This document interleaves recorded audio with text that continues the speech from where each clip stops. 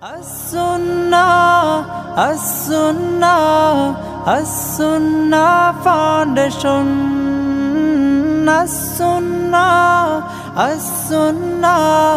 As-Sunnah Foundation. আসসালামু আলাইকুম ওয়া রাহমাতুল্লাহি ওয়া বারাকাতুহু। আলহামদুলিল্লাহ, আসসালাতু ওয়াসসালামু আলা রাসূলিল্লাহ, বাদ। সুপ্রিয় দর্শক শ্রোতা ভাই বোন, দেশ কিংবা প্রবাস যে যেখান থেকে দেখছেন, আপনাদের সকলকে সাদর আমন্ত্রণ জানাচ্ছি আস-সুন্নাহ ফাউন্ডেশন স্টুডিও থেকে। আপনারা দেখছেন আস-সুন্নাহ ফাউন্ডেশন আয়োজিত সাপ্তাহিক সরাসরি প্রশ্ন উত্তরমূলক অনুষ্ঠান শরীআই সমাধানের 244তম পর্ব। অন্যান্য দিনের মতো আজ ইনশাআল্লাহ তাআলা এই পর্বে আপনাদের সঙ্গে আমরা ঘণ্টা ব্যাপী থাকছি এবং আপনাদের করা জীবন জিজ্ঞাসার উত্তর করেন এবং হাদিসরা আলোকে দেওয়ার চেষ্টা করছি। ওমা তৌফিকি ইল্লা বিল্লাহ। প্রিয় দর্শক, আপনার যে কোনো জিজ্ঞাসা বাংলায় সংক্ষেপে এই পোস্টের মন্তব্যের ঘরে লিখুন। আমরা ইনশাআল্লাহ আপনার প্রশ্ন উত্তর দেওয়ার আপ্রাণ চেষ্টা অব্যাহত রাখব।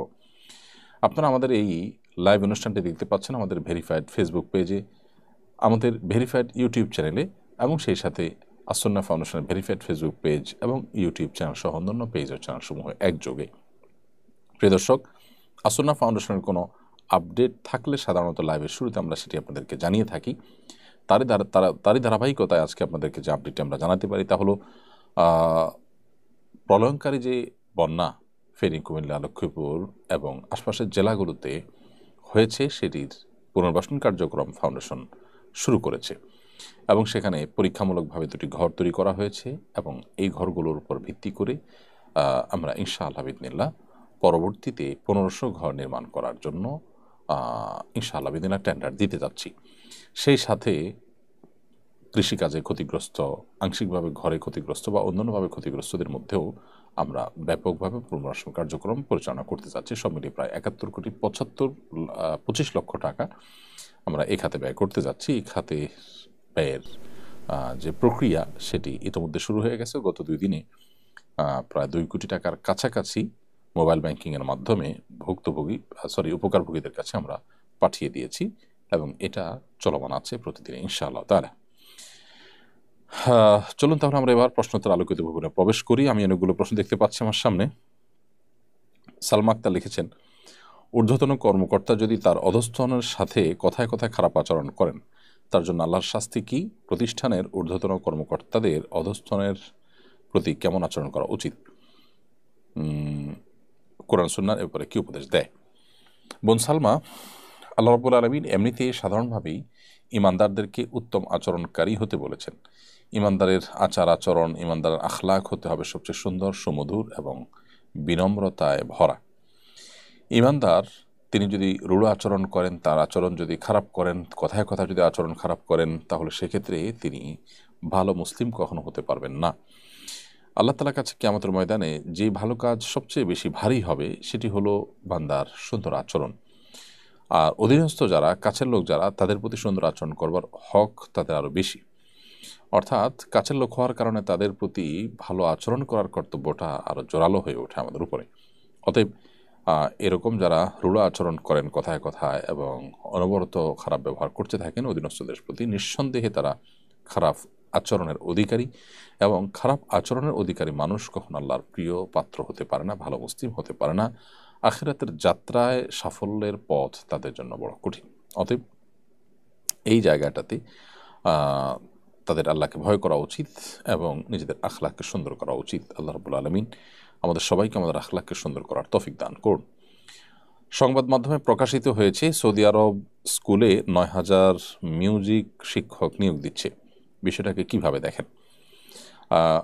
সৌদি আরবের কোনো ইস্যু বিশেষ করে গোটা পৃথিবীর মুসলমানদের কাছে গুরুত্বপূর্ণ, কারণ মক্কা এবং মদিনার কারণে, হারামাইনের কারণে, মসজিদুল হারাম এবং মসজিদুল নবীর কারণে যে সৌদি আরবের প্রতি আমাদের বিশেষ টান আকর্ষণ রয়েছে। সেখানে আমরা যাই, নিজেদের টাকা খরচ করে সেখানে আমরা হজ উমরা করি, সে টাকা সেখানে যে খরচ করি, এটি দিনের কারণে আমাদের ঈমানের টানে। অতএব সেই জায়গায় যদি ইসলাম বিরোধী কোনো কিছু হয়, তার জন্য ঈমানদার হিসাবে, মুসলমান হিসাবে আমাদের হৃদয় রক্তক্ষরণ হয়। এই ঘটনা নিঃসন্দেহে ইসলামী শরিয়ার দৃষ্টিকোণ থেকে একটি গর্হিত কাজ এবং এ ধরনের গর্হিত কাজে ইসলামের যে আতুরঘর, ইসলামের যে জন্মস্থান, কোরআন নাজিলের যে জায়গা, কোরআন নাজিলের এই মাটিতে এ ধরনের ইসলাম বিরোধী এবং ইসলামের সাথে সাংঘর্ষিক, নবী সাল্লাল্লাহু আলাইহি সাল্লাম যে এই মিউজিক্যাল ইনস্ট্রুমেন্টগুলোকে এগুলোকে থামাবার জন্য তিনি এসেছেন বয়সলি আকসরাল মাজামির যে হাদিসে তিনি বলেছেন, তার মাটিতে তাকে কেন্দ্র করে যে সৌদি আরবের মর্যাদার জায়গাটা, সেখানে এ ধরনের আয়োজন যে নবী সাল্লাল্লাহু আলাইহি ওয়াসাল্লামের নিষেধাজ্ঞাকে উপেক্ষা করে তার আদর্শ বিরোধী জিনিসকে তার বুকের উপরে প্রতিষ্ঠা করা সন্দেহাতীতভাবে গর্হিত কাজ, জঘন্য কাজ। আমরা অবশ্যই সৌদি প্রশাসনকে, সৌদি সরকারকে বলবো যে এ ধরনের জঘন্য কাজ যেন তারা না করেন। সে দেশের সাধারণ মানুষ যারা আছেন আমরা জানি যে তারা আসলে এগুলোকে পছন্দ করেন না, কিন্তু তাদের এগুলোর বিরুদ্ধে কথা বলবার মতো সে শক্তি বা সামর্থ্য তাদের নেই, সে সুযোগ তাদের জন্য রাখা হয়নি। আল্লাহকে যেন তারা ভয় করেন, আমরা প্রশাসনকে, সৌদি সরকারকে সেটি বলবো। এবং আল্লাহর কাছে চলে যেতে হবে। পৃথিবীটা আমাদের বসবাসের জন্য খুবই সীমিত সময় আল্লাহ তারা নির্ধারণ করে দিয়েছেন, বিধায় এর মধ্যে এমন কিছু কাজ করা দরকার যার কারণে আমরা আল্লাহর প্রিয়পাত্র হব এবং আমরা ভালো কিছু রেখে যেতে পারবো। নিশ্চয়ই এর মধ্য দিয়ে আমাদের ভবিষ্যৎ প্রজন্মকে আমরা ভালো কিছু দিয়ে যাচ্ছি, ব্যাপারটা কিন্তু তা হবে না, বরং অ্যাজ এ মুসলিম তাদেরকে ইসলামের ট্র্যাক থেকে আমরা সরিয়ে দিচ্ছি, তাকওয়ার ট্র্যাক থেকে সরিয়ে দিচ্ছি, যার কারণে আল্লাহর কাছে অবশ্যই এর জন্য দায়ী থাকতে হবে। উচিত আমাদের আল্লাহকে ভয় করা এবং এ ধরনের গর্হিত কাজ থেকে বেঁচে থাকা। নবী সাল্লাল্লাহু আলাইহি ওয়াসাল্লাম বলেছেন, আমার উম্মতের কিছু লোক আছে যারা ভালো কাজের চাবি হয়, মন্দ কাজের তালা হয়। যেখানে যে ভালো কাজ শুরু করে খারাপ কাজ বন্ধ করে, আর কিছু আছে উল্টো, যেখানে যায় তারা মন্দ কাজ শুরু করে দেয় একটা এবং ভালো কাজ বন্ধ করে দেয়।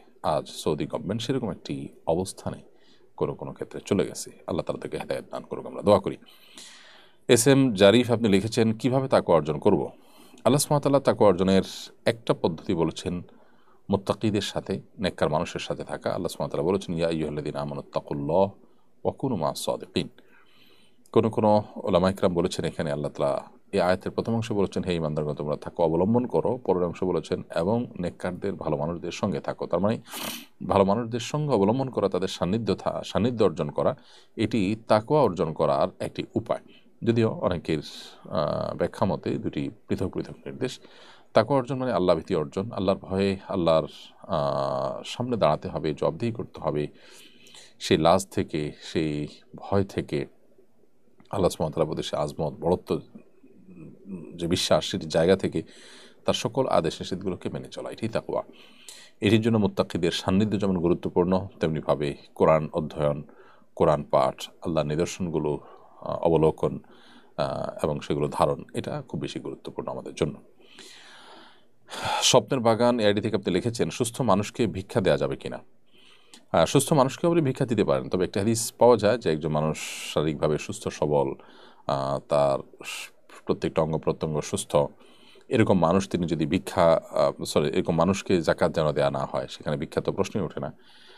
কিন্তু যদি কেউ দেন তিনি গুনাহগার হবেন না, বাট এরকম মানুষকে না দিয়ে যিনি শারীরিকভাবে অক্ষম, অপারগ, অথবা যিনি হতদরিদ্র, এরকম ব্যক্তিকে আমাদের উচিত আমাদের সাহায্য সহযোগিতা করা। শারীরিকভাবে সুস্থ সবল মানুষ ভিক্ষা করলে তাকে কর্মমুখী জীবনের প্রতি আহ্বান করা উচিত। তাকে ভিক্ষার পথ বাদ দিয়ে কাজের পথে যেন তিনি পা বাড়ান, সেজন্য তাকে নসিহা করা উচিত, অনুরোধ করা উচিত। হ্যাঁ, অবশ্যই অ্যাজ এ ভিক্ষুক তিনি একজন যাঞ্চাকারী, একজন প্রার্থনাকারী হিসেবে তাকে ধমক দেওয়া বা তার সাথে রূঢ় আচরণ করা উচিত নয়। আল্লাহ সুবহানাহু ওয়া তাআলা বলেছেন, আম্মা সাইলা ফালা তানহার, যে ভিখারি, যাঞ্চাকারী, তাদেরকে তোমরা ধমক দিবে না। অথবা আমরা তাদেরকে ধমক দিব না, ব্যবহার খারাপ করবো না, কিন্তু তাদেরকে অবশ্যই বলবো, আল্লাহ তোমাকে সুস্থ সবল করেছেন, তোমার ভিক্ষা না করে, হাত না পেতে মানুষের কাছে তোমার হাত দিয়ে, পা দিয়ে কাজ করা উচিত, এবং কোনো কাজকে ছোট মনে করা উচিত নয়। এবং কাজ করে যে উপার্জন হবে সেটা অল্প হলেও সেটা সম্মানের, সেটা বরকতের, সেই শিক্ষা দীক্ষা তাকে দেওয়া দরকার। সিলেটে দ্বিতীয় বিয়ে করার কারণে প্রথম স্ত্রী স্বামীকে খুন করেছেন। একটি জায়েজ কাজের জন্য অতিরিক্ত ঘৃণা পোষণ করা শরীয়তে কিভাবে দেখে? দেখুন, শরীয়ত কিভাবে দেখে তার আগের কথা হলো, আমাদের সমাজে এরকম যে একটা পরিস্থিতি এসেছে বা তৈরি হয়েছে, এটার পেছনের একটি গল্প আছে। সেটি হলো, সেকুলাররা বিশেষ করে তারা একাধিক বিয়েকে খুবই খারাপভাবে চিত্রায়িত করেছে আমাদের সমাজে। এক শ্রেণী মিডিয়া এটাকে এমনভাবে তুলে ধরেছে যেন একাধিক বিবাহ করা এটা খুবই গর্হিত কাজ, এটা খুব জঘন্য কাজ, এটা খুব অন্যায় কাজ। এটাকে এমন ঘৃণ্য কাজ হিসাবে উপস্থাপন করা হচ্ছে, একাধিক বিবাহ করা হলে তাকে রীতিমতো খারাপ মানুষ হিসেবে দেখানো হয়। বিভিন্ন নাটক সিনেমা আমাদের দেশে তৈরি হয়েছে বেশ আগে থেকেই, যেগুলোতে একাধিক বিবাহকারী মানুষকে লম্পট, সমাজের খারাপ মানুষ হিসেবে দেখানো হয়। তো এগুলো মূলত নবী করিম সাল্লাল্লাহু আলাইহি ওয়াসাল্লামের চরিত্রকে কালিমা লাগাবার যে সুদূর প্রসারী অপপ্রয়াস, তারই অংশ। তো এরই ফলশ্রুতিতে আজ এ ধরনের ঘটনা ঘটেছে। এর জন্য যারা একাধিক বিয়েকে খারাপ হিসাবে চিত্রায়িত করে, তাদের দায় কোনোভাবে এড়াবার সুযোগ তাদের নেই। সেই সাথে আমাদের উচিত, মা বোনরা যারা আছেন, যে নিজের প্রবৃত্তির পূজা না করে আল্লাহ রাব্বুল আলামিনের দেওয়া বিধানের প্রতি বিশ্বাস এবং আস্থা রাখা। আল্লাহ রাব্বুল আলামিন একাধিক বিবাহের যে অপশন রেখেছেন, যদি কোনো পুরুষ তিনি ইনসাফ করতে পারেন, স্ত্রীদের মধ্যে সমতা বজায় রাখবার মতো তার সেই মানসিক শক্তি থাকে, তার সেই সৎসাহস থাকে, তাহলে তিনি একাধিক বিবাহ করতে পারেন। এরকম মানুষের জন্য একাধিক বিয়ে করা জায়েজ। সেরকম একাধিক বিয়ে জায়েজ ব্যক্তি যদি বিবাহ করেন, তাহলে সেক্ষেত্রে স্ত্রী এভাবে তার জেদের প্রকাশ করা কোনো অবস্থাতে উচিত নয়। এটি আল্লাহর বিধানের প্রতি অনাস্থা প্রকাশ সামিল, যা ঈমান হারা হওয়ার কারণ হতে পারে। অনেক মেয়েরা আছেন যারা নামাজ কালাম পড়েন, দিনদারিতা আছে, আল্লাহকে বিশ্বাস করেন, কিন্তু তিনি এটাকে পছন্দ করেন না, বলেন যে আমি এটা পছন্দ করি না।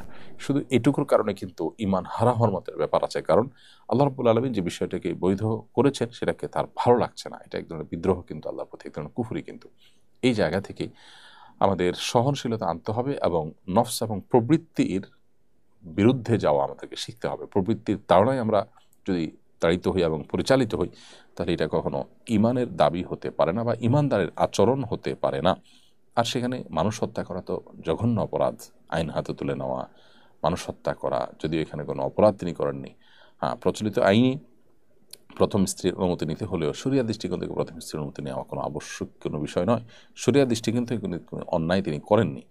এরপরও তার প্রতি এই অন্যায় আচরণ করা অবশ্যই জুলুম, এবং এটা সহনশীলতার কারণেই হয়েছে। দাম্পত্য জীবনে এমনিতে আমাদের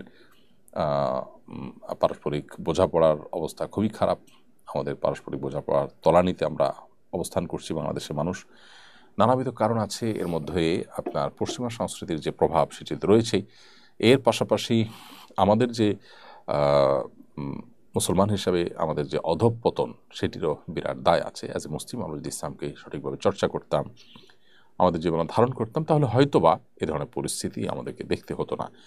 এই ঘটনাগুলো ইঙ্গিত করে বারবার যে আমাদের সংশোধন প্রয়োজন, পরিশুদ্ধি প্রয়োজন, আমাদের আত্মশুদ্ধির প্রয়োজন, আমাদের নিজেদেরকে এবং কোরআন এবং সুন্নাহর কাছাকাছি আনা দরকার, এবং নিজেদের সংশোধনের জন্য নানামুখী উদ্যোগ নেওয়া দরকার। সমাজে ব্যাধি যখন চরম আকারে চলে যায়, কিছু সিমটম দেখে সেটি বোঝা যায়। এই ঘটনা তারই একটি। মোহাম্মদ আশিক মণ্ডল আপনি লিখেছেন, আগদের সময় বর কোন দিকে ফিরে বসবে এরকম কোনো বাধ্যবাধকতা বা আবশ্যকতা নেই যে বর কোনো একদিকে ফিরে বসতে হবে। যে কোনো দিকে ফিরে বসতে পারেন, কেবলার দিকে ফিরে বসতে হবে বা কনের বাবার দিকে কিংবা বিবাহজনী তার দিকে, এমন কোনো কথা, এমন কোনো আবশ্যকীয়তা বা এমন কোনো বাধ্যবাধকতা শরিয়া দৃষ্টিকোণ থেকে নেই। শামসুদ্দোহা সাজু লিখেছেন, ইমামের পেছনে নামাজ আদায় করলে কি তাকবীর দিতে হয়? ইমামের পেছনে যদি আপনি নামাজ আদায় করেন, তবু আপনি তাকবীর, নামাজের উঠা বসার যে তাকবীরগুলো, আল্লাহু আকবার, সামিআ আল্লাহু লিমান হামিদা যখন পড়লাম তখন রব্বানা ওয়া লাকাল হামদ, এগুলো আপনাকে পড়তে হবে। তাকবীর ইমামের সাথে সাথে মুক্তাদিকেও দিতে হবে। তবে রুকু থেকে ওঠার সময় ইমাম সামিআ আল্লাহু লিমান হামিদা বলবে, তখন মুক্তাদি রব্বানা ওয়া লাকাল হামদ বলবে। কারণ নবী করিম সাল্লাল্লাহু আলাইহি ওয়াসাল্লাম বলেছেন, ইযা ক্বালা আল ইমাম সামিআ আল্লাহু লিমান হামিদা কুলু রব্বানা ওয়া লাকাল হামদ। ইমাম যখন সামিআ আল্লাহু লিমান হামিদা বলবে, তখন তোমরা রব্বানা লাকাল হামদ বলবে। বাইতুল মুকাররমে ইসলামী বইমেলা হচ্ছে। বইমেলা থেকে আপনার প্রত্যাশা কি? অন্যান্য বছরের মতো এবারও কি আপনি মেলায় আসবেন? এলে কবে আসবেন? বাইতুল মুকাররমে বইমেলা এবার শুরু হয়েছে কিছুটা বিলম্বে, যেখানে রবিউল আউয়াল মাসে হওয়ার কথা ছিল। নতুন সরকার এবং নানা চ্যালেঞ্জের কারণে সময়মতো মেলা হয়ে ওঠেনি, কিন্তু সুখের বিষয়, আনন্দের বিষয় হলো আলহামদুলিল্লাহ অবশেষে মেলা হচ্ছে। বইমেলার মধ্য দিয়ে ইসলামের সঠিক বার্তা, সুন্দরের বাণী মানুষের কাছে পৌঁছে যাবে। এটি নিঃসন্দেহে একটি চমৎকার উদ্যোগ, ভালো উদ্যোগ। সেই সাথে এবারের বইমেলার একটা বিশেষ ভালো দিক হলো যে এবারের মেলা একটু বড় আয়তনে, বড় জায়গায় হয়েছে। সন্দেহাতীতভাবে সেটিও আরেকটি ভালো জিনিস। সেই জায়গা থেকে এ মেলার আমি উন্নতি, অগ্রগতি কামনা করি। এ মেলার সাফল্য আমি প্রত্যাশা করি, আশা করি। এ মেলা আমাদের মধ্যে জ্ঞানের আলোকে ছড়িয়ে দিক, সেই আশাবাদ আমি ব্যক্ত করছি। আর সেই সাথে অন্যান্য বছর আমি মেলায় গেলেও এই বছর মেলা যাওয়াটা আমার জন্য মনে হচ্ছে একটু চ্যালেঞ্জিং হতে পারে, নানা কারণে। হয়তোবা সময় আমি বের করতে পারি কিনা, যদি সুযোগ হয় এ সপ্তাহের কোনো একদিনই হয়তো মেলায় আসার চেষ্টা করব, যদি সুযোগ হয় ইনশাআল্লাহ তাআলা। এরপরে দুহাজান খান আপনি এডি থেকে লিখেছেন, গর্ভাবস্থায় স্ত্রী ও স্বামীর করণীয় বর্জনীয় একটু বলবেন। আমার স্বামী নামাজ পড়ে, তবে ইসলাম সম্পর্কে বিশদ কোনো ধারণা নেই। তার হেদায়েতের দোয়া করবেন, আমাদের অনাগত সন্তানের জন্য দোয়া করবেন। অবশ্যই বোন, আল্লাহ রাব্বুল আলামিন আপনার স্বামীকে হেদায়েত দান করুন, তাকে পরিপূর্ণ দ্বীনের পথে আসার তৌফিক দান করুন। আল্লাহর অনুগত বান্দা হিসাবে আল্লাহ তাআলা তাকে কবুল করুন, আমরা দোয়া করি। সেই সাথে গর্ভাবস্থায় একজন নারীর জন্য স্পেশাল কোনো বিশেষ কোনো আমল কোরআন বা হাদিসে আছে বলে আমার জানা নেই। তবে অভিজ্ঞতার আলোকে অনেক উলামা ইকরাম পরামর্শ দিয়ে থাকেন, এটা জাস্ট পরামর্শ, যে এই সময়গুলোতে স্পেশালি গুনাহ থেকে বাঁচার চেষ্টা করা, কারণ গর্ভস্থ সন্তানের মধ্যে সেটার প্রভাব পড়ে মায়ের আচার আচরণ, কাজ কারবারের। সেই সাথে কোরআন কারীমের তেলাওয়াত শোনা, তেলাওয়াত করা, নেক আমল করা, এগুলোর একটা প্রভাব, অর্থাৎ পজিটিভ প্রভাব সন্তানের উপরে পড়ে। এবং এর পাশাপাশি মা তিনি যখন গর্ভস্থ সন্তান থাকে তখন তার ওই অবস্থাতে বিশেষ করে আল্লাহ সুবহানাহু ওয়া তাআলা যেন তার গর্ভখালাসকে সহজ করেন, সন্তান যেন নেককার হয়, সেজন্য বেশি বেশি দোয়া করা তার সুফল বয়ে আনে। এগুলো নানা অভিজ্ঞতার আলোকে উলামা ইকরামের দেওয়া পরামর্শ। স্পেশালি সুন্নাহসম্মত কোনো আমল আলাদা করে সুন্নাহ হিসাবে, শরিয়ার অংশ হিসাবে আপনি করবেন, সেরকম কোনো বিশেষ আমল এই সময় আমার জানা মতে নেই। তবে অনাগত সন্তানের জন্য দোয়ার বিষয়টা এর আগেও করবেন, পরেও করবেন। বিশেষ করে রব্বানা হাব লানা মিন আজওয়াজিনা ওয়া যুররিয়াতিনা কুররাতা আয়ুন ওয়াজআলনা লিল মুত্তাকিনা ইমামা, সূরা ফুরকান ৭৪ নম্বর আয়াতটি বেশি বেশি করে পাঠ করবেন। আমরা আপনার সন্তানের জন্য দোয়া করছি। শায়লা খানম আপনি লিখেছেন, বাসায় হাজব্যান্ড ছাড়া আর কোনো পুরুষ থাকে না, বাচ্চারা ছোট ছোট, এক্ষেত্রে আমি কি গেঞ্জি বা জিন্স প্যান্ট বাসায় পরতে পারবো কি না? বোন শায়লা খানম, যেহেতু আপনার স্বামী ছাড়া পুরুষ কেউ থাকে না, বাচ্চা অনেক ছোট, আপনি হাজব্যান্ড যদি ডিমান্ড করেন তাহলে সেক্ষেত্রে তার ডিমান্ডকে পূরণ করার জন্য, অথবা আপনি নিজে থেকে সেদে জাস্ট আপনার সাজগোজের অংশ হিসেবে যদি এই সমস্ত পোশাক পরিধান করতে পারেন। তবে পশ্চিমা সংস্কৃতির প্রভাবে আমরা অনেকে প্রভাবিত, সেটাকে আমাদের সার্বিকভাবে ভালো লাগা কাজ করে, সেই জায়গা থেকে এটি পরা তো অবশ্যই উচিত হবে না। বাট এটি যেহেতু হারাম নয়, আপনি আপনার স্বামী সহ বাসা যখন একান্তে থাকবেন তখন পোশাকের ক্ষেত্রে শরিয়ার বিশেষ কোনো বাইন্ডিংস যেহেতু নেই, অতএব সেই জায়গা থেকে এটা আপনি অবশ্যই পড়তে পারবেন। রাজধানী বসুন্ধরা আবাসিক এলাকায় কল্পনা নামের এক গৃহকর্মীকে নির্যাতন করা হয়েছে, তার 4টি দাঁত ভেঙে ফেলা হয়েছে, শরীরে আয়রনের সেঁক দেওয়া হয়েছে। যে মেয়েটি গৃহকর্মীকে নির্যাতন করেছে সেও একজন কিশোরী, তার অপরাধের জন্য তার বাবা মাকে দায়ী করা যাবে কি না? গৃহকর্মীরা প্রায় নির্যাতিত হয়, তাদের নিরাপত্তার জন্য রাষ্ট্রের করণীয় কি? খুবই গুরুত্বপূর্ণ একটি বিষয়। দুর্ভাগ্যজনক, আমাদের দেশে গৃহকর্মী যারা থাকেন তাদের প্রতি নানা রকমের টর্চার হয়ে থাকে। এখনও পর্যন্ত অনেক পরিবারে গৃহকর্মী বা এই ধরনের মানুষদেরকে নিজেরা যে সোফায় বসেন সে সোফায় বসলে দর্শনীয় মনে করা হয়। শীতের দিনে একটি কিশোরী মেয়ে, তাকে ফ্লোরে বসে থাকতে দেখা যায় বিভিন্ন বাসা বাড়িতে। খুবই দুর্ভাগ্যজনক একটি বিষয়। নবী করিম সাল্লাল্লাহু আলাইহি সাল্লাম বারবার করে সতর্ক করেছেন আমাদেরকে যে আমাদের অধীনস্থ যারা থাকেন, কাজের লোক থাকেন, অভাবী লোক থাকেন, তাদের প্রতি যেন আমরা দায়িত্বশীল আচরণ করি। তিনি বলেছেন, ইখওয়ানুকুম খাওয়ালুকুম, তোমাদের যারা ভাই তারাই তোমাদের অধীনস্থ। অর্থাৎ যে মানুষগুলো অধীনস্থ সে মানুষগুলোকে নবী সাল্লাল্লাহু আলাইহি ওয়াসাল্লাম, এরা তোমাদের ভাই। আগে তোমাদের তাদের সাথে মানে ভ্রাতৃত্বের যে বন্ধন সেটি তোমরা আগে মাথায় রাখো, এর পাশাপাশি তোমরা তারা তোমাদের অধীনস্থ যে সে বিষয়টি তোমরা ভাবো। তাহলে সেক্ষেত্রে তাদের প্রতি আচরণ করার ক্ষেত্রে তোমাদের যে জুলুম, সেই জুলুম থেকে তোমরা বেঁচে থাকতে পারবে। নবী সাল্লাল্লাহু আলাইহি ওয়াসাল্লাম তো এও বলেছেন যে তোমরা যা খাও তা থেকে তাদেরকে খাওয়াও, তোমরা যা পরিধান করো তা থেকে তাদেরকে পরিধান করো। তার মানে এক্ষেত্রে কোনো বৈষম্য করিও না। সেক্ষেত্রে তাদের প্রতি সেটার জায়গা বরং জুলুম করা। আপনি কি নিজের সন্তানের 4টি দাঁত ফেলে দিতে পারবেন এভাবে? আপনি কি তার গায়ে আয়রনের সেঁক দিতে পারবেন? সন্দেহাতীতভাবে এগুলো জুলুমের চরম সীমা। এগুলোর বিরুদ্ধে কঠোর আইন এবং আইনের শক্ত প্রয়োগ দরকার এবং দৃষ্টান্তমূলক শাস্তি দরকার। দুর্ভাগ্যজনক বিষয় হলো, গৃহকর্মীদের প্রতি নির্যাতনের চিত্র প্রায় দেখা গেলেও শোনা গেলেও এই সমস্ত অপকর্মের হোতা যারা, তাদের প্রতি কোনো শাস্তি কার্যকর করা হয়েছে দৃষ্টান্তমূলক, অ্যালার্ম হওয়ার মতো, অন্যদেরকে সবাইকে সতর্ক করার মতো কোনো শাস্তি কার্যকর করা হয়েছে, সেরকম ঘটনা কিন্তু সচরাচর শুনতে পাওয়া যায় না। যার কারণে এই ধরনের ঘটনা কিন্তু থামছে না, অনবরত চলছে। যে কিশোরী এই জুলুমের শিকার হয়েছেন, আল্লাহ তালা তার কষ্টগুলো দূর করে দিন, তাকে আল্লাহ তালা সবরের তৌফিক দান করুন, তার পরিবারকে আল্লাহ তালা সবরের তৌফিক দান করুন। সেই সাথে তাকে যদি অন্য তার বয়সী আর এক কিশোরী এরকম জুলুম করে থাকে, নিশ্চয়ই সেই কিশোরীর বাপ মার তা সেখানে আছে। কারণ এই কিশোরী এভাবে তার প্রতি নির্যাতন করেছে, বাপ মা নিশ্চয়ই সেটি দেখেছেন বা জানতে পেরেছেন তাদের ইনিশিয়েটিভ কী ছিল, তাদের পদক্ষেপ কী ছিল।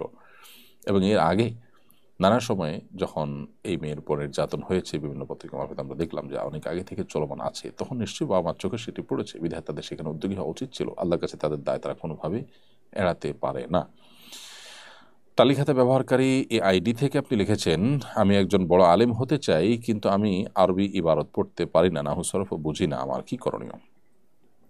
দেখুন, বড় আলেম হওয়ার জন্য তো আপনাকে আরবি বুঝতে হবে। তবে আরবি গ্রামার, ব্যাকরণ যদি আপনার বুঝে না আসে, তো প্রাথমিকভাবে আরবি ভাষা শেখার জন্য এখন অনেকগুলো আধুনিক কোর্স আছে, যে কোর্সগুলো গতানুগতিক বা প্রাচীন যে কোর্সগুলো আছে বা প্রাচীন যে বই পুস্তক কিতাবপত্র আছে সেগুলোর মতো না। কিছুটা পড়তে বেশ ভালো লাগা কাজ করে এবং আপনি স্বাচ্ছন্দ্যে পড়তে পারবেন, এবং কিছুটা আপনার আপনার কি বলে এটাকে, রিল্যাক্স অনুভব হবে এবং বোর ফিল হবে না। তো আপনি সেই জন্য আধুনিক এই সমস্ত কোর্সগুলো করতে পারেন, এবং এর স্টার্টিং হিসাবে বা আপনার প্রাথমিক কাজ হিসাবে কোরআনিক অ্যারাবিক, কোরআনের কাস্টমাইজ যে অ্যারাবিক কোর্স আছে সেই কোর্স আপনি করতে পারেন। অনলাইনে অনেকগুলো কোরআনিক অ্যারাবিক কোর্স পাবেন, সেগুলো থেকে আস্তে আস্তে আপনি ফুল অ্যারাবিক কোর্সের দিকে যেতে পারেন। আমার মনে হয় সেটা আপনার জন্য সহায়ক হবে। এরপর আপনি অন্যান্য সাবজেক্টের দিক গেলেন। যদি আপনি মাদ্রাসার শিক্ষার্থী হয়ে থাকেন, তাহলে সেক্ষেত্রে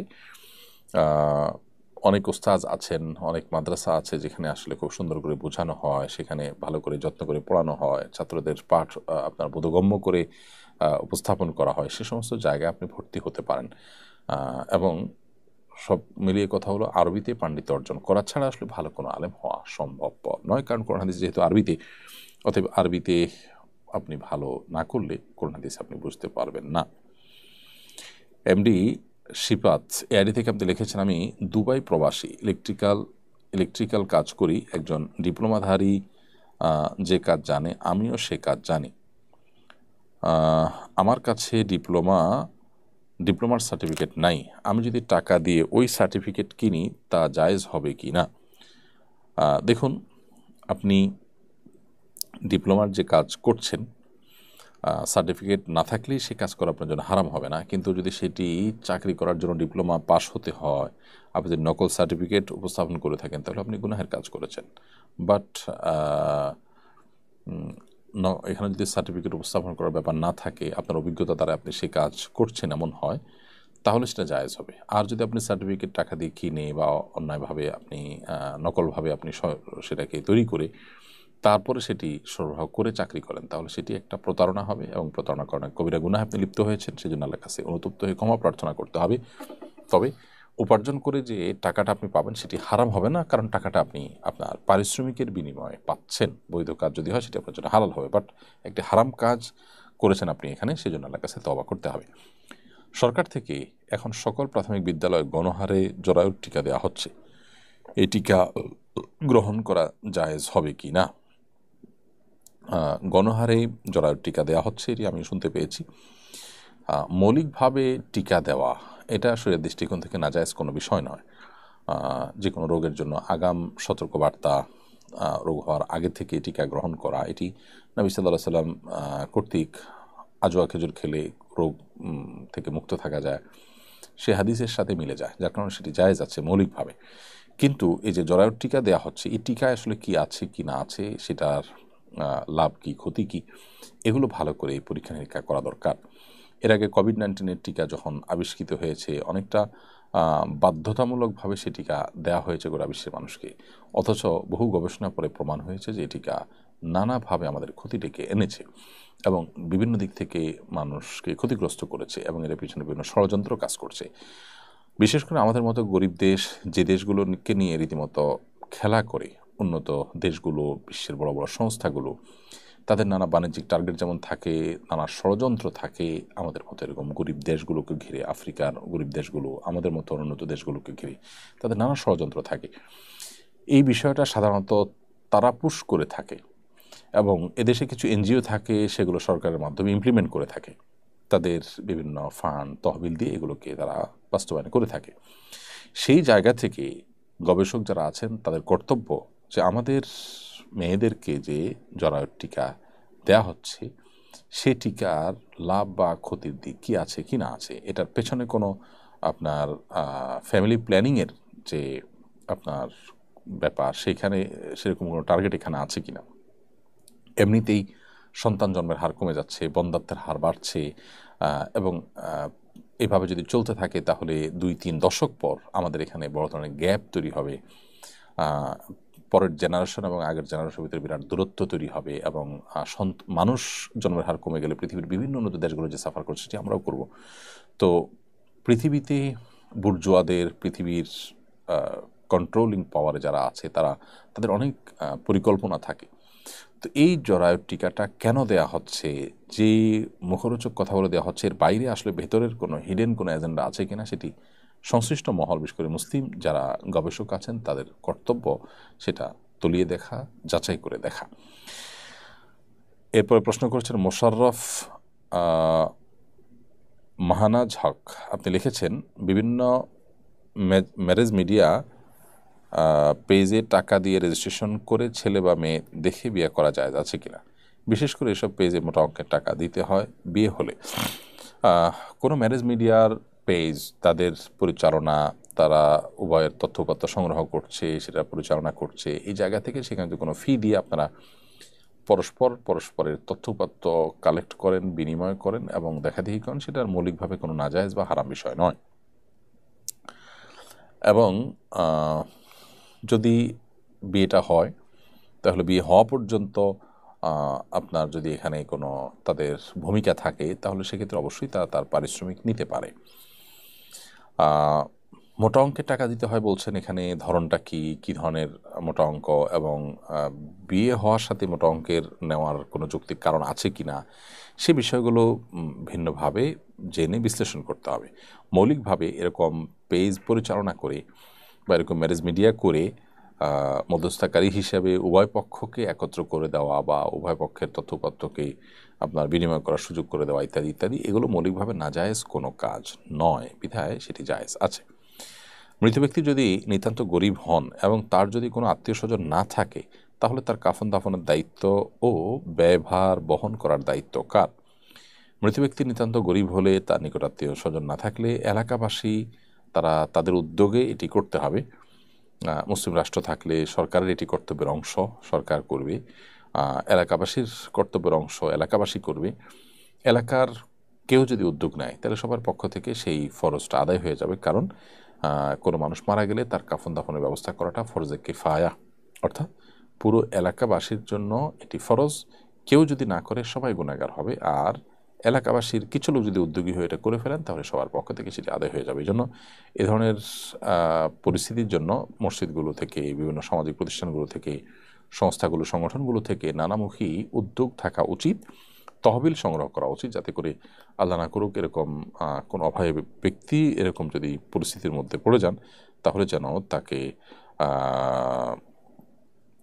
সহযোগিতা করা যায় আর্থিকভাবে এবং তার দাফন কাফনের উদ্যোগ যেন নেওয়া যায়, সেই জায়গা থেকে চেষ্টা করতে হবে। এরপরে প্রশ্ন হলো, অনেকেই সংবিধান পুনর্লিখনের দাবি করছেন। সংবিধান পুনর্লিখিত বা সংস্কার হলে আমাদের সংবিধানে কী কী সংযোজন বিয়োজন কামনা করেন আপনি? মোট কথা কেমন সংবিধান দেখতে চান? দেখুন, সংবিধান পুনর্লিখন হলে, সংবিধান নতুন করে সংস্কার করে নতুন আঙ্গিকে সংবিধান যদি তৈরি করতে হয় তাহলে সেক্ষেত্রে প্রথমত সেখানে সংখ্যাগরিষ্ঠ মুসলমানদের মূল্যবোধের প্রতিফলন আমি দেখতে চাই। সংখ্যাগরিষ্ঠ মানুষের চিন্তাধারা এবং তাদের মূল্যবোধ যদি সেখানে প্রকাশিত না হয়, প্রতিফলিত না হয়, তাহলে সেক্ষেত্রে সেটি আসলে গণমানুষের সংবিধান হতে পারে না। আমরা আমাদের সমাজে বরাবরই দেখি যে সংখ্যাগরিষ্ঠ মানুষের উপরে সংখ্যালঘিষ্ঠ মানুষের চিন্তাধারাকে আরোপ করে দেওয়া হয়। তো গণতন্ত্র যদি মানে হয়, যদি জনগণের শাসন, জনগণ যা চায় সেটা, তো জনগণ কি সমাজতন্ত্র এবং ধর্মনিরপেক্ষতা চায় কিনা আমাদের দেশে? একটি গণভোট হোক, সেই গণভোটে দেখা যাক যে মানুষ চায় কিনা। সম্প্রতি বিভিন্ন এ বিষয়ে যারা ইন্টারেস্ট রাখেন সে সমস্ত মানুষজনের বক্তব্য থেকেও প্রকাশ পেয়েছে যে তারা ভোটের বিরোধী, তারা চান না গণভোট দিতে। তার মানে কি দাঁড়ালো? জনগণ যা চায় না সেটা আপনি জনগণকে চাপিয়ে দিচ্ছেন গণতন্ত্রের নামে। তো এটা রীতিমতো ভাওতাবাজি এবং প্রতারণা। এর পাশাপাশি সংবিধান সংশোধনের যে কমিটি, সেখানে দিনী মূল্যবোধ সম্পন্ন সংবিধান বিশেষজ্ঞদেরকে রাখা দরকার। এটি জনগণের আশা আকাঙ্ক্ষা প্রতিফলিত হওয়ার ক্ষেত্রে সহায়ক হবে বলে আমরা মনে করি। বিধায় সংবিধান সংশোধন হলে, সংশোধিত হয়ে যে জন্য এত কিছু হলো, সেই জনগণের আকাঙ্ক্ষার প্রতিফলন যেন হয়, সেটি হলো মুখ্য বিষয় এবং গুরুত্বপূর্ণ বিষয়। তা না হলে এটি হবে দুঃখজনক, এটি হবে দুর্ভাগ্যজনক, এটি হবে গণতন্ত্রের নামে মানুষকে ধোঁকা দেওয়া বা প্রতারণা করা, যা কোনো অবস্থাতে গ্রহণযোগ্য হতে পারে না। সমাজের সংখ্যাগরিষ্ঠ মানুষের চিন্তাধারা, মূল্যবোধকে ইগনোর করে একটি সমাজ, একটি দেশ কখনো এগিয়ে যেতে পারে না। মালয়েশিয়ানরা তারা সংখ্যাগরিষ্ঠ মানুষদের চিন্তাধারা, 60-65% মাত্র মুসলমান, সেটাকে ধারণ করে তারা কিন্তু অনেক দূর এগিয়ে গেছে। বিধায় সমাজের মূল অংশ বা বড় অংশটাকে আপনি যদি আস্থায় না আনতে পারেন, কোনো দিনই দেশকে আপনি এগিয়ে নিতে পারবেন না। প্রিয় দর্শক, দেখতে দেখতে আমরা অনুষ্ঠানের একেবারে মধ্যপ্রান্তে এসে পৌঁছেছি। সময় হচ্ছে একটি বিরতিতে যাওয়ার। বিরতির পর আবার আমরা ফিরে আসছি ইনশাআল্লাহ। আমাদের সঙ্গেই থাকবেন আশা করি। কুরআন মানব জাতির মুক্তির সনদ, কোরআন আমাদের গাইডবুক। অথচ সমাজের খুব কম মানুষই কোরআন বোঝেন বা বোঝার চেষ্টা করেন। বছর জুড়ে কোরআন চর্চার লক্ষ্যে শুরু হলো আস-সুন্নাহ ফাউন্ডেশনের যাবৎকালের সর্ববৃহৎ প্রতিযোগিতা কোরআন বর্ষ। 2024 রমজান থেকে 2025 রমজান পর্যন্ত 6 ধাপে অনুষ্ঠিত হতে যাচ্ছে আল কুরআনুল কারীম পাঠ ও প্রতিযোগিতা। বিজয়ীদের জন্য থাকছে 3টি উমরা, 1টি কম্পিউটার, 5টি ব্যক্তিগত লাইব্রেরি, 6টি কিন্ডেল রিডার সহ 15 লক্ষ টাকার মূল্যবান সব পুরস্কার। আল্লাহ সুবহানাহু ওয়া তাআলা আমাদেরকে ভালো কাজে একে অন্যের সঙ্গে প্রতিযোগিতায় অবতীর্ণ হওয়ার নির্দেশ করেছেন। সুতরাং আসুন কোরআন চর্চার এই মহা আয়োজনে, কোরআনের এই বিশাল প্রতিযোগিতায় সামিল হয়ে নিজেদেরকে কোরআনের জ্ঞানে সমৃদ্ধ করি, জীবনকে করি কোরআনময়। পার্থিব সমস্ত মহামূল্যবান পুরস্কার জেতার পাশাপাশি আল্লাহ সুবহানাহু ওয়া তাআলার কাছ থেকে অফুরন্ত বিনিময় লাভের এই সুযোগটি যেন আমাদের কারোর হাতছাড়া না হয়। তাহলে আর দেরি নয়, শুরু করুন এখনই কোরআন বর্ষ, বছরব্যাপী কোরআন চর্চার এক অনন্য আয়োজন। আস-সুন্নাহ ফাউন্ডেশন, উম্মার স্বার্থে, সুন্নাহর সাথে। প্রিয় দর্শক, বিরতির পর আবার আপনাদেরকে স্বাগতম জানাচ্ছি। আপনারা দেখছেন আস-সুন্নাহ ফাউন্ডেশনের শরঈ সমাধান অনুষ্ঠান, যে অনুষ্ঠানটি সম্প্রচারিত হচ্ছে আস-সুন্নাহ ফাউন্ডেশনের স্টুডিও থেকে। বিরতির আগে অনেকগুলো প্রশ্ন উত্তর আমরা দিয়েছি। এই পর্যায়ে আমি দেখতে পাচ্ছি এমডি রাসেল হোসেন, আপনার প্রশ্ন আপনি লিখেছেন, সন্তান নেই, নেককার সন্তান লাভের দোয়া শিখিয়ে দিন। নেককার বা ভালো সন্তান যেন হয়, সেজন্য আল্লাহ সুবহানাহু ওয়া তাআলার কাছে বিভিন্ন নবী রাসূলগণ বিভিন্ন দোয়া করেছেন। কোরআনে কারিমে আল্লাহ সেগুলো উল্লেখ করেছেন, আমরা সেগুলোকে অনুকরণ করতে পারি। যেমন ইব্রাহিম আলাইহিস সালাম, জাকারিয়া আলাইহিস সালাম, তারা প্রত্যেকেই আল্লাহ সুবহানাহু ওয়া তাআলার কাছে ভালো এবং ভালো সন্তানের জন্য, নেক সন্তানের জন্য দোয়া করেছেন। সেরকম দোয়াগুলোর মধ্যে থেকে একটা হলো রব্বি হাবলি মিনাস সালিহিন, হে আল্লাহ আমাকে নেক সন্তান দান করুন, রব্বি হাবলি মিনাস সালিহিন। আরেকটি দোয়া হলো রব্বি লা তাজারনি ফারদা ওয়া আনতা খায়রুল ওয়ারিসিন, হে আল্লাহ আপনি আমাকে একা রেখে দিবেন না, আপনি সর্বোত্তম ওয়ারিস এবং উত্তরাধিকারী। সেই সাথে আরেকটি দোয়া আছে রব্বি হাবলি মিন লাদুনকা যুররিয়াতান তাইয়্যিবাহ ইন্নাকা সামিউদ দুআ, রব্বি হাবলি মিন লাদুনকা যুররিয়াতান তাইয়্যিবাহ, আল্লাহ আপনার পক্ষ থেকে আপনি আমাকে পবিত্র সন্তান দান করুন, ইন্নাকা সামিউদ দুআ, নিশ্চয়ই আপনি দোয়া শ্রবণকারী। তো এই দোয়াগুলো আপনি নিবেদন করতে পারেন আপনার সন্তানের জন্য। এরপরে প্রশ্ন হলো, গানের সুরে আজান দেওয়া কি জায়েজ? গানের সুরে যদি আজান দেওয়া হয় সেটি অবশ্যই গর্হিত কাজ। আজানের নিজস্ব সুর আছে, স্বকীয়তা আছে, কোরআনের নিজস্ব সুর আছে, নিজস্ব সুরের স্বকীয়তা আছে। বিধায় গানের সুরের সাথে আজানের সুরকে মেলানো, কোরআনকে মেলানো সঠিক কোনো কাজ নয়। এরপর প্রশ্ন হলো, এবছর থেকে সরকারি খরচে হজে পাঠানো হচ্ছে না জানতে পেরেছি, আপনি এটার সমর্থন করেন, সমর্থনের কারণ কি? হ্যাঁ, সরকারি খরচে হজে না পাঠানোর সমর্থন আমি করি এবং এটা নিয়ে আমি অনলাইনে বেশ সোচ্চার ছিলাম এবং আওয়াজ তুলেছি। আমি চেয়েছি সরকারি টাকায় যেন হজে কাউকে না পাঠানো হয়। কারণ হলো, সরকারি টাকা মানে জনগণের টাকা। তো জনগণের কাছ থেকে টাকা তোলা হয়েছে দেশের উন্নতির জন্য, ভালো কাজের জন্য। সেখানে আপনি জনগণের টাকায় একজন রাজনৈতিক নেতা হয়ে আপনি হজ করতে যাচ্ছেন, ব্যাপারটা খুবই হাস্যকর এবং এটা বিলাসিতার শামিল। এবাদত হবে, আর্থিক এবাদত হবে, আপনি নিজের টাকায় করবেন বা কেউ আপনাকে স্বেচ্ছায় খুশি হয়ে দিয়ে বেশি টাকা দিয়ে করবেন, সেটা হতে পারে। তো জনগণ তো আপনাকে হজ করার জন্য টাকা দেয়নি। যারা টাকা দিয়েছেন তারা অনেকে হয়তো কষ্ট করে জীবন দিনাতিপাত করেন, কিন্তু তারা টাকা দিতে হয়েছে, তাদের কাছ থেকে ট্যাক্স ভ্যাট নেওয়া হয়েছে। এখন আপনি হজে যাবেন, আপনি এটা বলার পর জনগণ আপনাকে টাকা দিয়ে হজে পাঠাবে কিনা? যদি না পাঠায় তাহলে তার মানে হলো জনগণের ম্যান্ডেট নেই, জনগণ চায় না তার টাকা দিয়ে আপনি হজ করেন, তাহলে এটা একরকম জোরপূর্বক কারো টাকা দিয়ে হজ করার মতো হলো, গর্হিত কাজ। এভাবে হজ হতে পারে না।